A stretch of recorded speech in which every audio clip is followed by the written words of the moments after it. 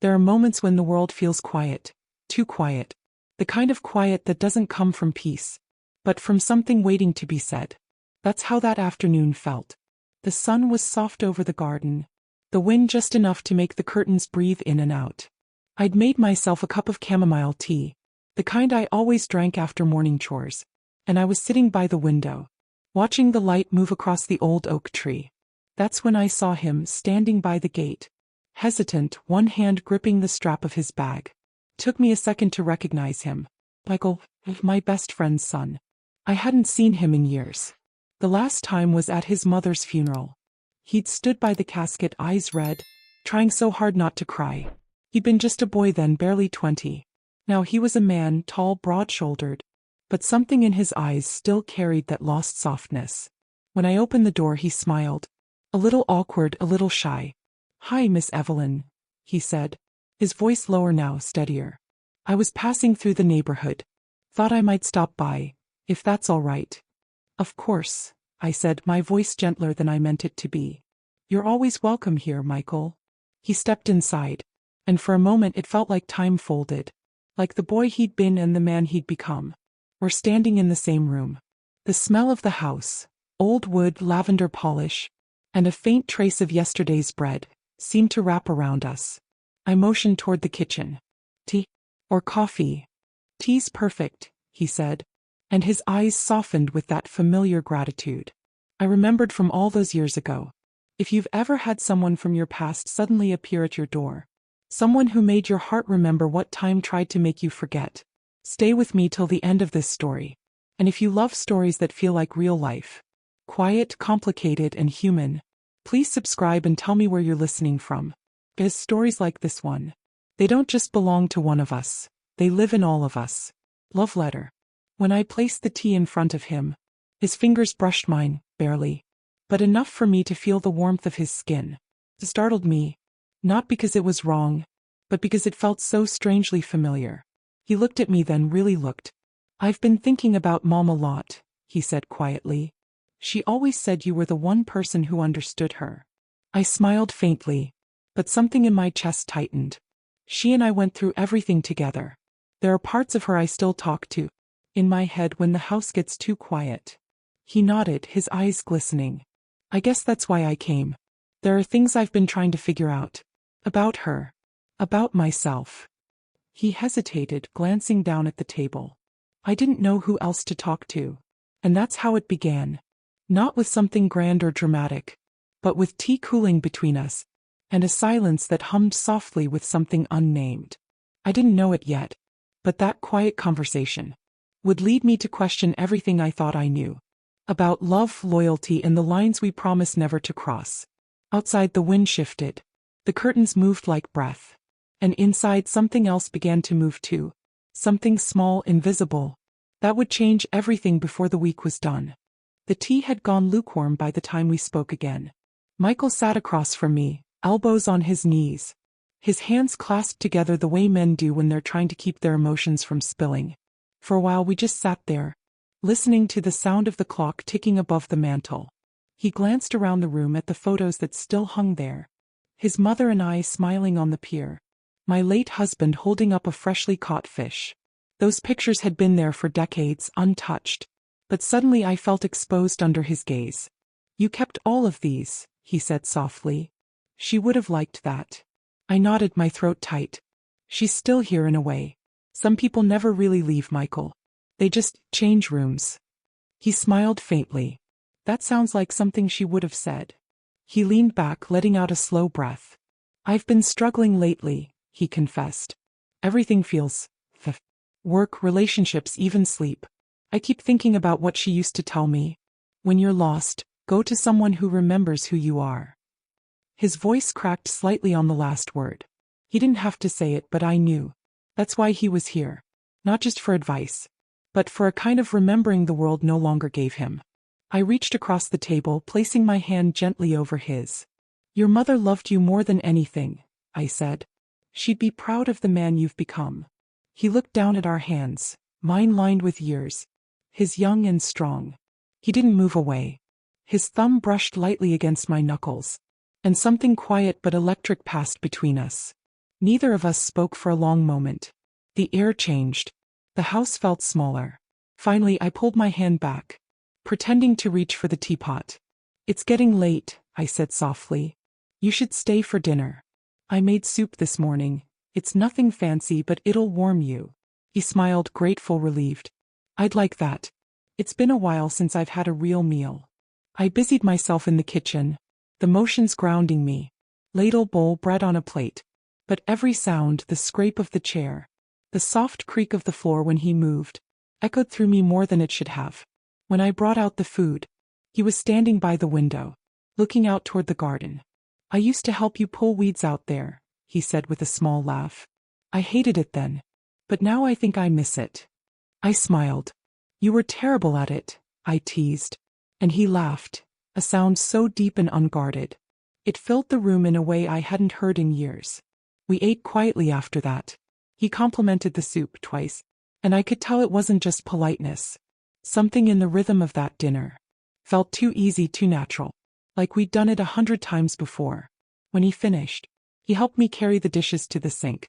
Without asking, he rolled up his sleeves, turned on the faucet, and began to wash. I dried beside him, our movements falling into an old rhythm I didn't even know we shared. At one point, our shoulders brushed just slightly, and neither of us moved away. He looked down, his voice quiet. "You always made things feel safe here," he said. "Even when I was a kid." I didn't answer. I couldn't, because in that moment, safety didn't feel like what I wanted to offer anymore. He turned off the faucet, the last drops of water running down the drain. The silence between us lingered, long enough to feel like something alive. Then he said, "I should probably go soon, but maybe I could stop by again tomorrow? There's more I wanted to talk about." I met his eyes, and something in them made it impossible to say no. "Of course," I said quietly. "You're always welcome here." He smiled, a little too long, a little too soft, and when he finally left, the scent of him, soap and something faintly cedar, lingered in the air long after the door closed. That night I sat in the quiet, my hands still warm from the dishwater, my heart from something else entirely. I told myself it was nothing, just a visit, a familiar comfort. But deep down I knew better. Something had begun to stir, something I couldn't name. The morning light crept softly across the kitchen floor, thin and golden, touching everything it could reach. I'd barely slept. Every time I closed my eyes I saw his face, the way he looked at me before he left, the warmth in his voice when he said, "You're always welcome here." I told myself it was nothing, just nostalgia tangled with loneliness, but the lie sat heavy in my chest.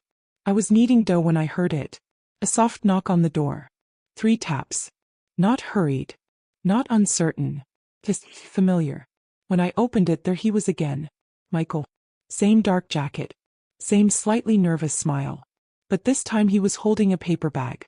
"I brought breakfast," he said almost shyly. "Thought maybe I could make it up to you for dinner yesterday."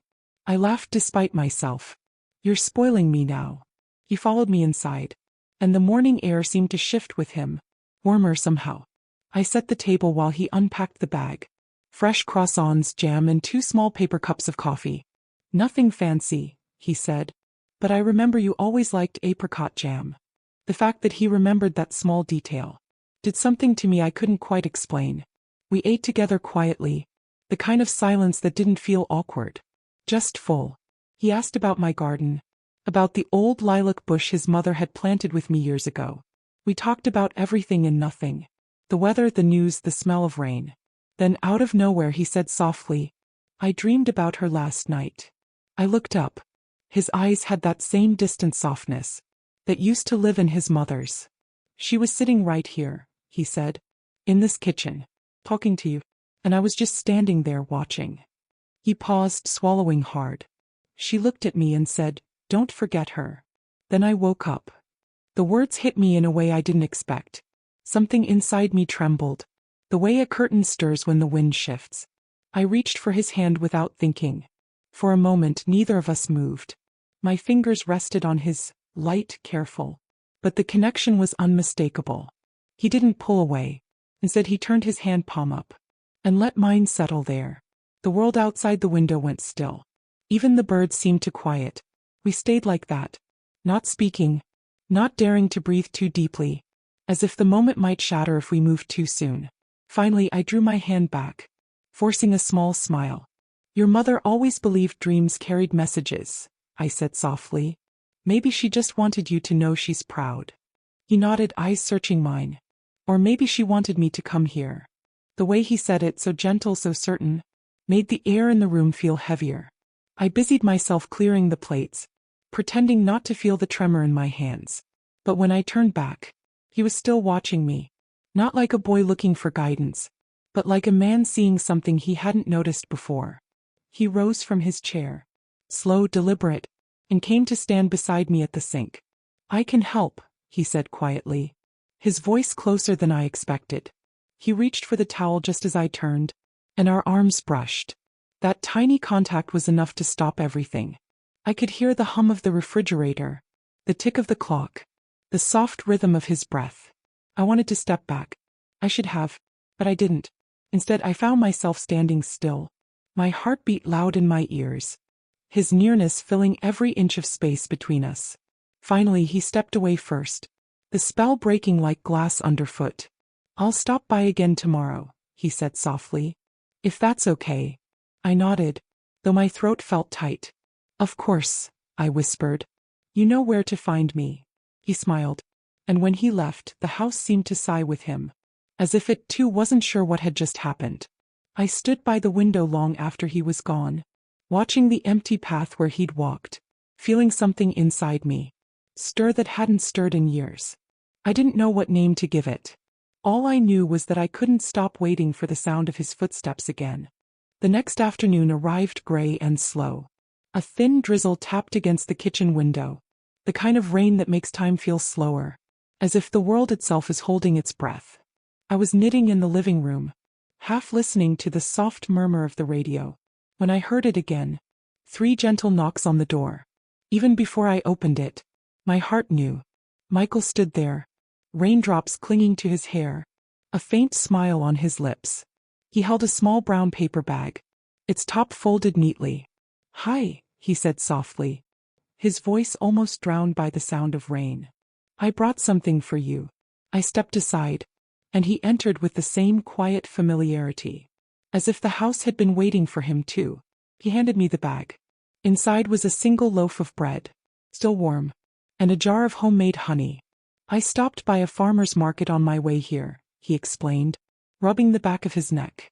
I thought you'd like this better than the store-bought kind. I smiled, feeling something gentle and old stirring in me, the kind of feeling that belongs to another lifetime. Thank you, I said softly. That's very thoughtful of you. He shrugged. Guess I just wanted to do something that'd make you smile. The words hung there, simple, harmless, yet full of something that neither of us dared to name. We sat by the window, watching the rain trace long silver lines across the glass. The air smelled faintly of wet earth and rosemary, and for a while, neither of us spoke. Finally, he broke the silence. You ever think about the past? He asked. About things you'd do differently? I looked down at my hands, the ones that had held so much, lost so much. All the time, I said quietly. But I try not to stay there. Memories are like water. You can drown in them if you linger too long. He nodded slowly, his gaze fixed on the rain. I've been thinking about Mom a lot, he said. She used to tell me you were the only one she could be herself around, the only person who saw her. He turned to look at me then, not as a boy searching for advice, but as a man seeking understanding. Do you ever miss being seen? The question startled me, not because it was bold, but because it was true. I swallowed. Yes, I said finally. I do. He didn't move closer, didn't speak again, but the air between us shifted, subtle and undeniable. When the rain began to lighten, he rose and walked to the piano in the corner of the room, an old upright that hadn't been played in years. His fingers hovered over the keys. I remember this, he said. You used to play when I came over as a kid. Mom would sing. We'd both laugh so loud. I smiled faintly. That feels like another lifetime. He pressed a key soft, hesitant, and the sound was slightly out of tune, but still beautiful in its imperfection. Then slowly he began to play. The melody was familiar. Something from long ago. A song his mother and I used to hum in the kitchen. As the notes filled the room, I felt my eyes sting. Grief and comfort tangled together in the same breath. When he finished, he turned to me, his voice low. "I think she'd want you to play again." "I haven't played since she passed," I whispered. "Then maybe it's time," he said gently. His words carried no pressure, only warmth. The kind that finds its way into places you thought had gone cold forever. I sat beside him, my hands trembling as I pressed the first note. The piano answered, a little weary, but alive. He joined in, our shoulders almost touching. For a moment, I forgot everything, the years, the loss, the distance. When the last note faded, neither of us spoke. The room felt charged, like the air before a storm. He turned to me, his voice barely above a whisper. "You make everything feel like home." I opened my mouth to speak, but no words came, because deep down, I knew he wasn't just talking about the house. Evening settled over the house like a slow exhale. The rain had stopped, leaving the world washed and quiet. I moved through the kitchen, lighting the small lamp by the counter. And for a moment the golden light reminded me of years long gone. Of laughter, music, and dinners shared with people who were no longer here. Michael was still sitting by the piano.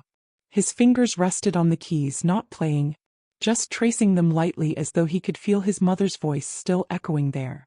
"You should stay for dinner," I said softly from the doorway. "It's been a long day."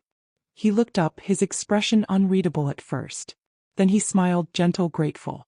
"If you're sure I'm not intruding." "You could never intrude," I said, and I meant it. I cooked something simple.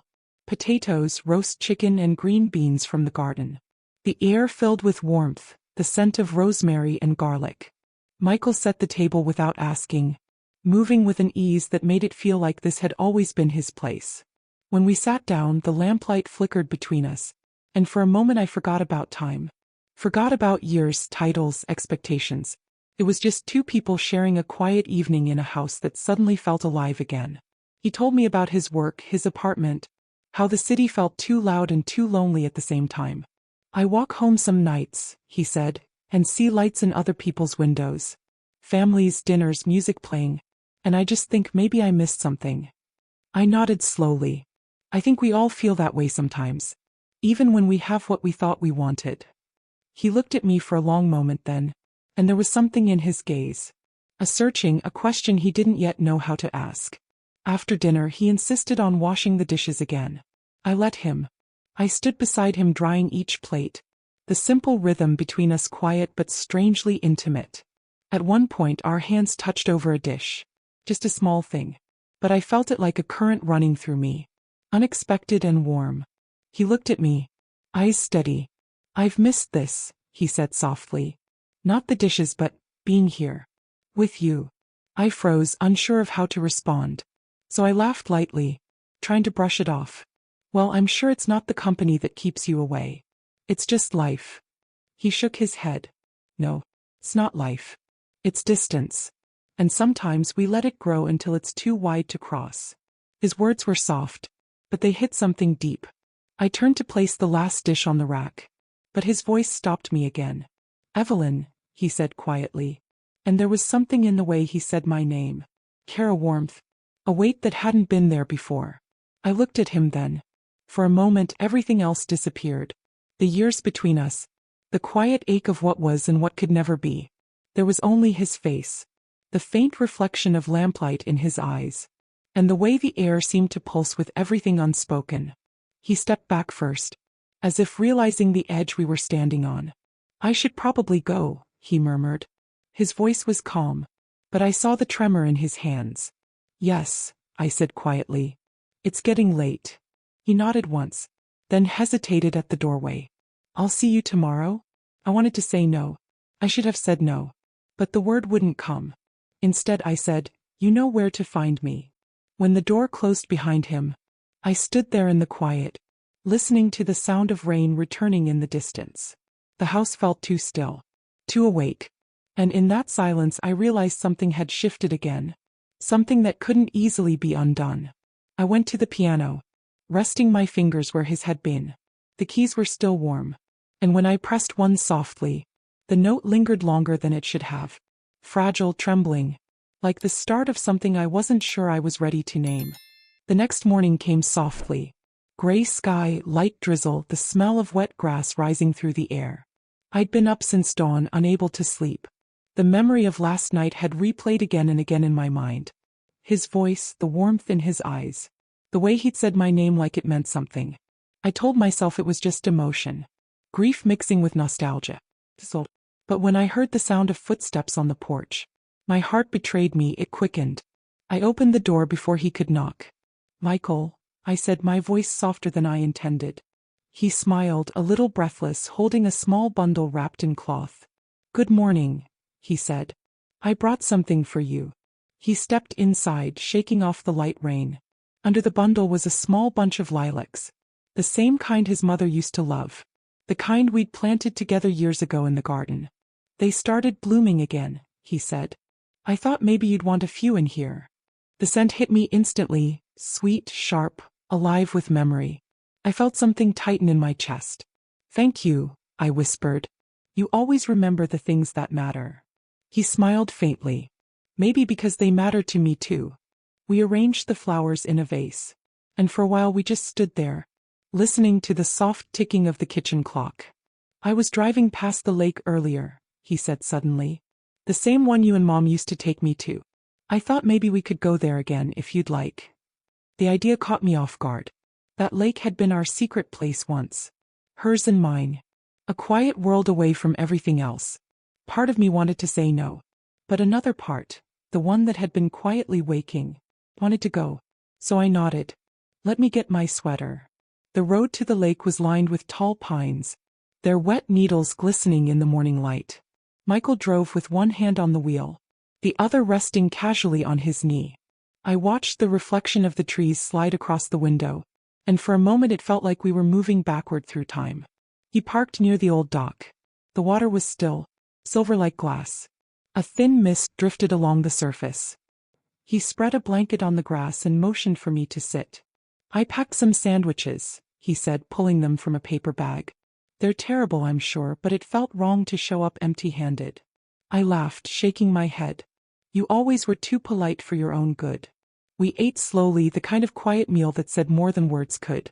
Birds called across the lake, their cries echoing in the distance. When we finished, we sat watching the ripples drift toward shore.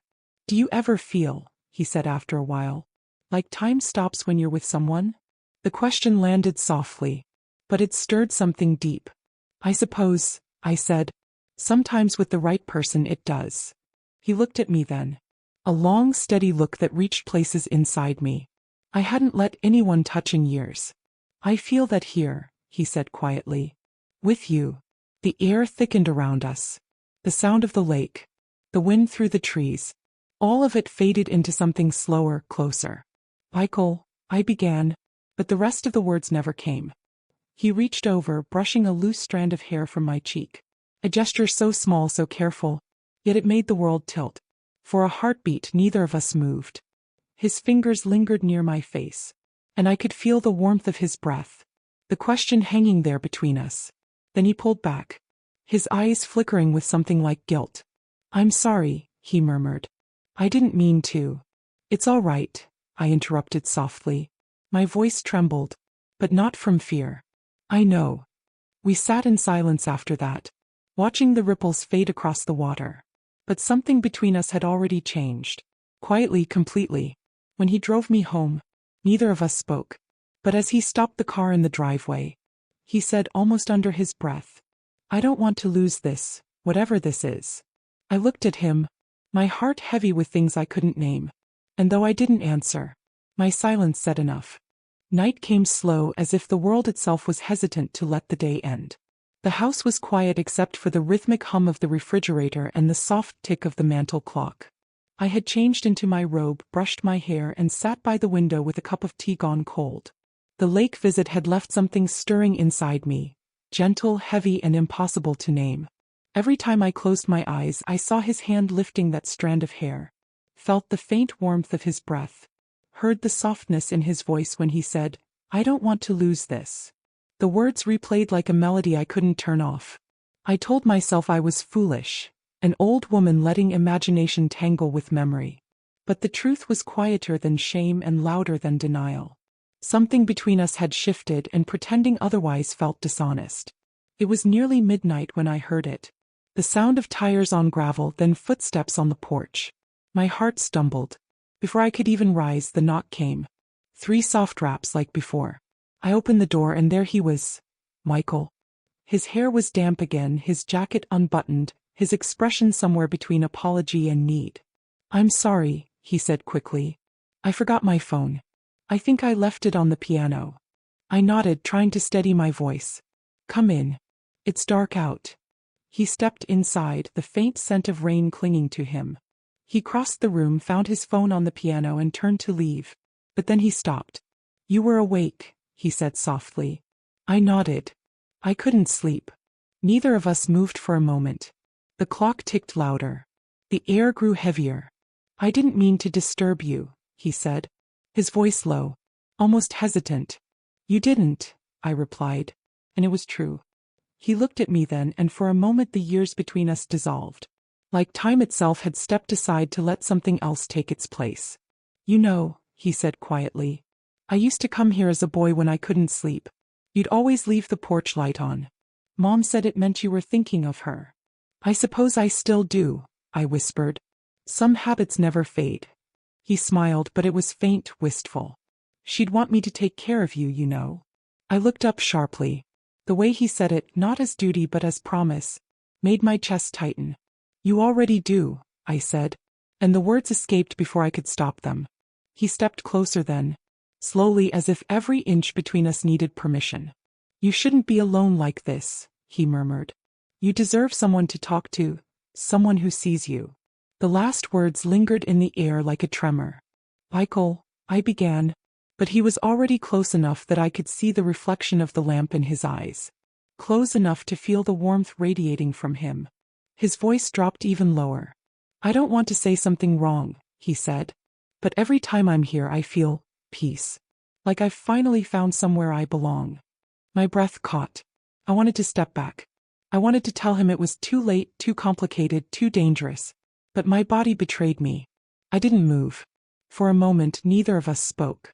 We stood there in the half-light, the space between us alive with everything unspoken. Then he reached out, his hand brushing mine. Just a touch, fleeting but unmistakable. A simple, human gesture that carried the weight of something neither of us dared to name. I didn't pull away. Instead, I let my fingers stay there, meeting his halfway. It was only a heartbeat, a single breath shared between two people who should have known better, and yet somehow couldn't look away. The clock struck 12.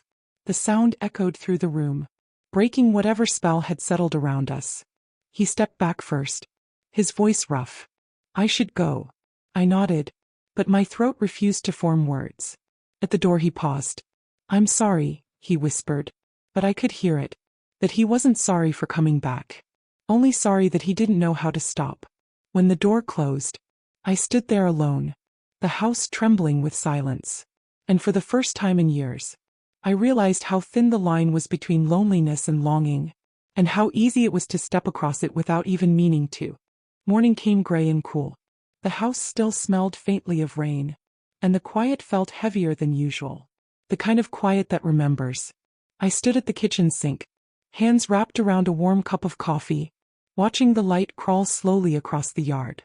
The lilacs he'd brought yesterday had begun to open, their scent filling the room like a whisper that refused to fade.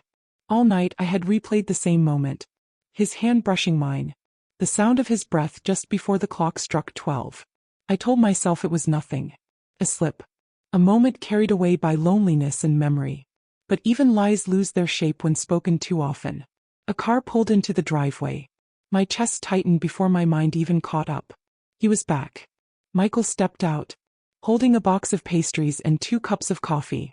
He looked tired, like he hadn't slept either. "Morning," he said softly. "I thought you might want breakfast." I hesitated, then opened the door wider. "Come in," I said, and the words came out gentler than I intended. He set the coffee on the table, hands trembling slightly as he unwrapped the box. "I didn't mean to wake you last night," he murmured, His eyes didn't quite meet mine. You didn't, I said quietly. I was awake. He nodded. And for a moment we both stared at the steam rising from our cups, watching it twist and vanish into air. I keep thinking about what I said, he began. I don't want you to feel uncomfortable, Evelyn. That wasn't my intention. I smiled faintly, though my heart ached. Some things don't have to be explained, Michael. They just happen. The silence that followed wasn't awkward. It was fragile, like glass balancing on the edge of a table. He looked at me then, his gaze softer, steadier. Do you ever wish you could start over? He asked. Go back to the moment before things got complicated? I laughed softly, a sad small sound. I think we all do. But I've learned you can't unfeel what's already been felt. His expression shifted, something between longing and relief. I guess that's what scares me, he said.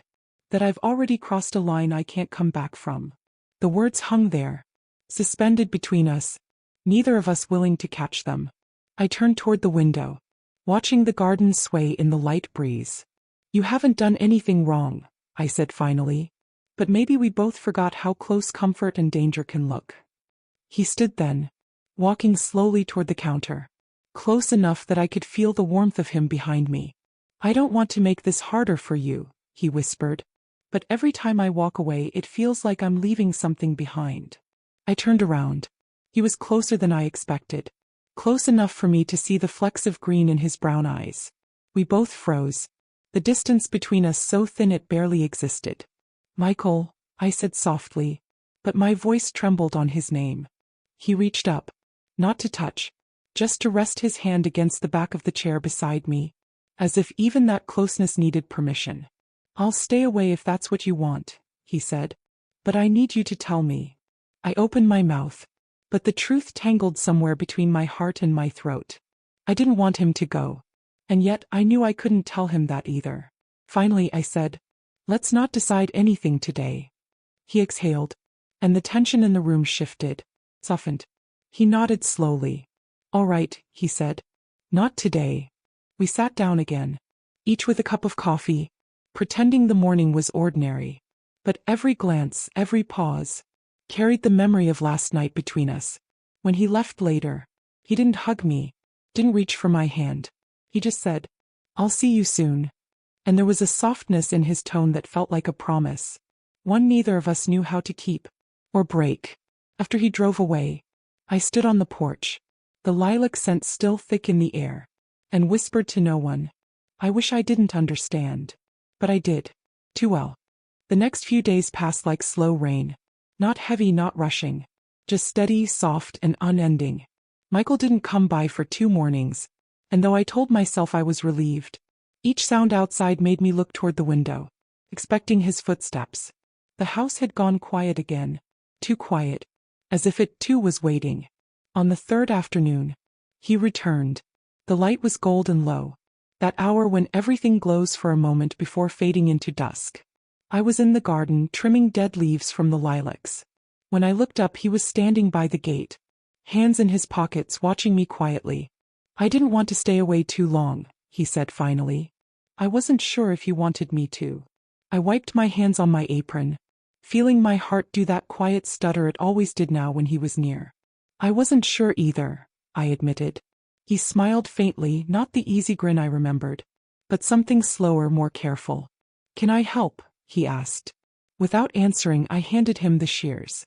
He knelt beside me, his shoulder brushing mine as he reached for the next branch. The scent of lilac rose between us, sweet, dizzying, too full of memory. For a long time we worked without speaking.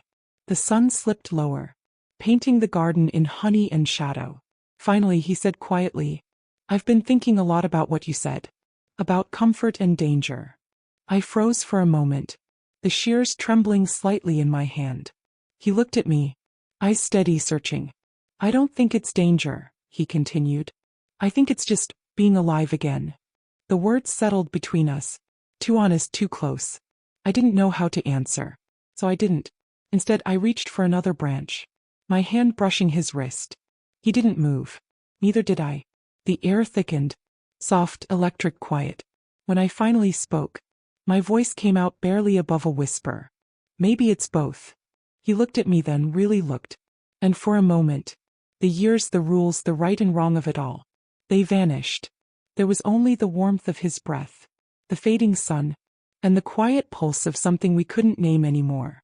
He set the shears down slowly. "Evelyn," he said, his voice trembling just enough to betray what he was holding back. I turned toward him, and the world seemed to pause. His hand lifted halfway. Not touching, not yet, just hovering near my cheek, as if asking permission from the air itself. I didn't move away. The wind stirred the lilacs, sending their scent through the garden, a blur of sweetness and ache. And in that moment, something passed between us, unseen, quiet, irrevocable. When I finally blinked, the sun had dipped below the fence, and the garden was wrapped in soft gray light. Michael lowered his hand, his breath unsteady. "I should go," he said softly. His tone was calm, but I could hear it. That same hesitation, that same fear of ending what hadn't even been spoken. "Yes," I said. "It's getting late." He stood there for a long moment, looking at me like he was memorizing the shape of the moment. Then he nodded, and walked toward the gate. When he reached it, he paused. "Thank you," he said, "for letting me come back." I wanted to ask for what, but I already knew. When the gate closed behind him, the sound lingered in the air longer than it should have. I stayed in the garden until the stars appeared, the shears still in my hand, the scent of lilac heavy around me. There are moments you don't name. You just carry them. Not as guilt, not as confession, but as proof that even the quietest hearts can still tremble. That night, I stood by the window watching the porch light flicker, and though the house was silent again, I could still feel the warmth of his nearness. In every corner of the room. Some stories don't end neatly. They fade, soft, unfinished, like the last note of a song you don't want to stop. Thank you for listening to this story. If it touched something deep in you, if it made you think about love, loneliness, and the lines we draw between them, please subscribe to this channel. And tell me in the comments below, do you believe two people can find connection, even when the world says they shouldn't? Your thoughts, your stories, your memories, they make this space alive. Because stories like this one, they don't just belong to one person. They live in all of us.